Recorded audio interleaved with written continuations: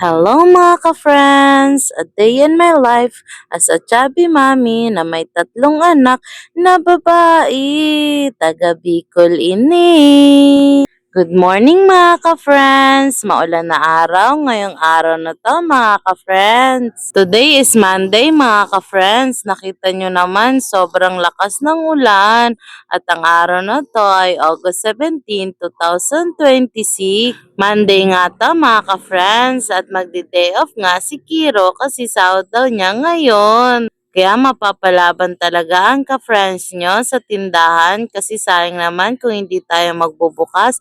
Baka buminta naman tayo na 1,000 kasi sa lakas ba ng ulan ngayon may bibili kaya ng merienda nila? Dahil tanghali na din yan mga ka-friends, kaya inutusan ko na si Kiro bumili ng lulutuin natin kasi may bisita tayong darating ngayon mga ka-friends.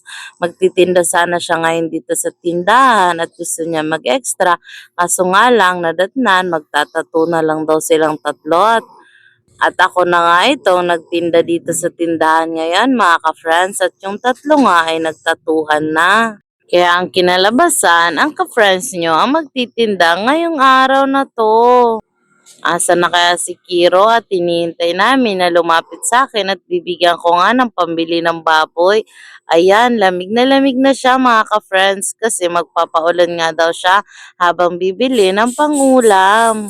Eto na nga mga ka-friends, magluluto na tayo ng adobong baboy. Karning baboy pala mga ka-friends kasi hindi kasya sa kawali natin yung baboy. Yan, nagpainit na nga ako mga ka-friends ng mantika para igisa na natin ang bawang at sibuyas. Kaso nga lang sabi ni Mister, prituin ko muna daw ang patatas para maluto at sumarap. Masunurin tayo mga ka-friends kaya susundin natin ang Mister ko. Kaya sinalang ko na mga ka-friends ang patatas. At hihintayin natin mag-brown at hahanguin nga natin. Pagkatapos nating hanguin, saka natin igigisa yung bawang at sibuyas. Windows down, radio loud. We're chasing dreams, not looking back now. Every heartbeat, every laugh, it's all part of a plan. Oh girl, just wanna have fun. Oh girl, just wanna have fun.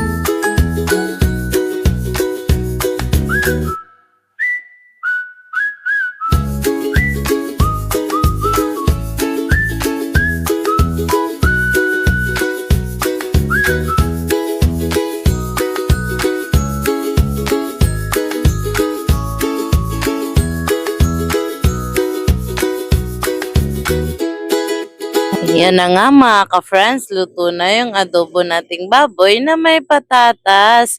Sorry mga ka-friends, hindi ko pala napakita ang paglagay ng ibang ingredient. Paano ba naman may bumili na mga ka-friends, kaya nayaan ko na si Mister na tapos yan yung niluluto ko. Kaya pagdating din ng bisita natin ay busy ang ka-friends nyo at nandito na nga yung bisita natin mga ka-friends. Siya pala yung best friend natin na umuwi ng Bicol na si Eman. Hello sa'yo! Mamarkahan nga niya mga ka-friends ang ating kaibigan na si Kiro. Hindi pala marka mga ka-friends. Magdut-dutan daw ang tawag nila doon. O sige na, kung anong tawag nila doon, basta magpapatato daw si Kiro sa best friend natin. O siya, sige na, busy na silang tatla mga ka-friends. At ako naman ay busy dito sa tindahan at may mga bumibili.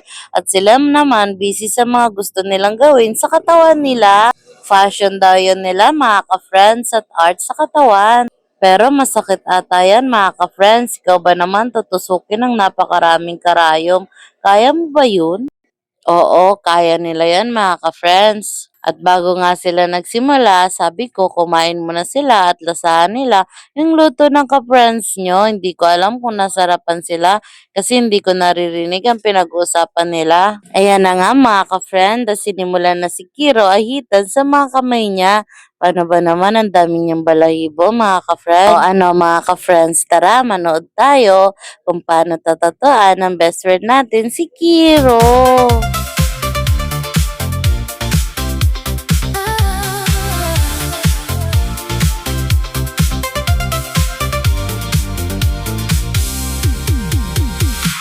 The streets are buzzing, got that morning light. Feeling so fresh, like a brand new day. Got my coffee strong, head is spinning fast. Can't wait to see what this day will bring. Oh girl, just wanna have fun. Oh girl, just wanna have fun. When the work gets done, yeah, we're free to roam. Oh girl, just wanna have fun. Midnight vibes, neon lights are glowing.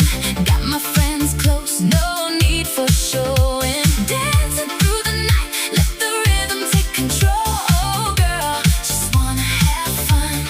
Oh girl, just wanna have fun. We don't care about the rules or the plans. Just live in the moment. Let the music play on. Oh girl, just wanna have fun. Just wanna have fun. Oh girl, just wanna have fun.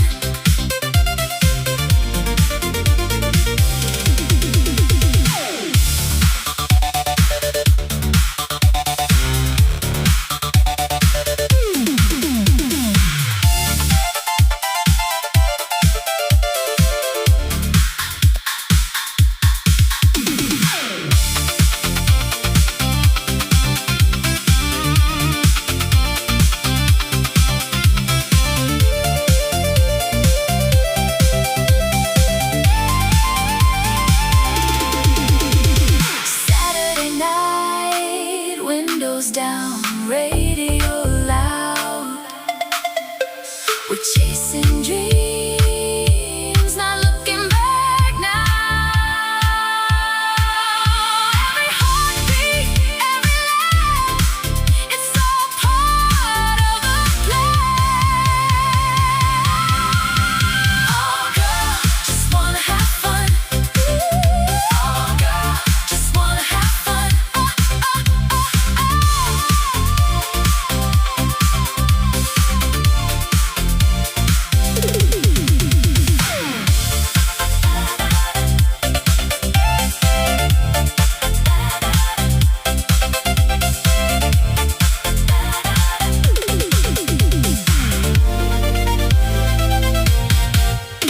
Ayan na nga mga ka-friends at nasimulan na. Alam nyo ba na napahingi ng red horse ang ka-friends natin na si Kiro? Siguro masakit talaga yan mga ka-friends. Dance across the store, building castles and wanting more. Below mountains, soft and high, we build our dreams up to the sky. Every moment feels like magic, laughter chasing away the tragic. Side by side, we face the day, finding joy along the way. You and me, like leaves upon the breeze.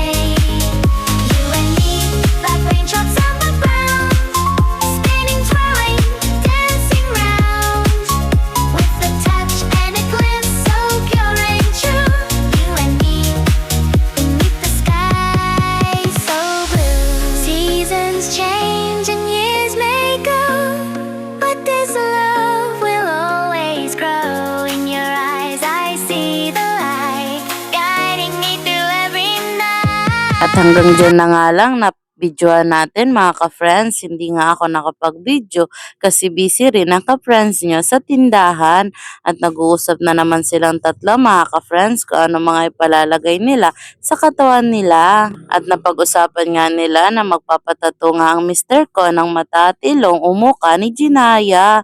Kaso nga lang mga ka-friends, hindi maganda ang pagkaka-edit o pagkaka-print nung picture kay Jinaya kaya hindi yun natuloy mga ka-friends. At may iba na nga lang na pinatato ang mister ko. At hindi ko alam kung bakit niya yun pinatato pero sabi niya kagatin ko daw siya sa balikat niya at yun daw ang gusto niyang ipatato mga ka-friends. At yun na nga, nagtatatoan na nga sila ng best friend ko at ang mister ko mga ka-friends. At yan nga ang pinalagay ng mister ko, yung kinagat ko nga sa kanya ay pinalagay niya sa balikat niya. Hindi rin kasi tayo pwedeng kumontra mga ka-friends kasi yun ang gusto nilang gawin. Pero sabi ko, wag niyong paghuhusgahan ang tao kung may tattoo man sila sa katawan. Kasi kahit sila may tattoo ay hindi ibig sabihin ay galing na sila sa bilangguan. Yung iba naman ay fashion lang nila at gusto nila ma-experience ang sakit ng karayom sa katawan nila. Sana yung ibang tao dyan ay hindi lagi manghusga ng kapwa natin kasi makikita natin ang totoong pagkatao sa puso at sa mga ginagawa niya mga ka-friends, hindi dahil sa paglabas na anyo. Kaya kayo dyan mga ka-friends, huwag kayo manghusga ng tao kung hindi nyo pakilala at kung hindi nyo alam ang totoong nangyari. Hugot yarn! Salamat sa inyo mga ka-friends sa pagsama nyo sa amin ngayong araw. Ito pala yung gawa ng ka-friends natin. Salamat sa iyo. Sana bumalik ka. Bye-bye.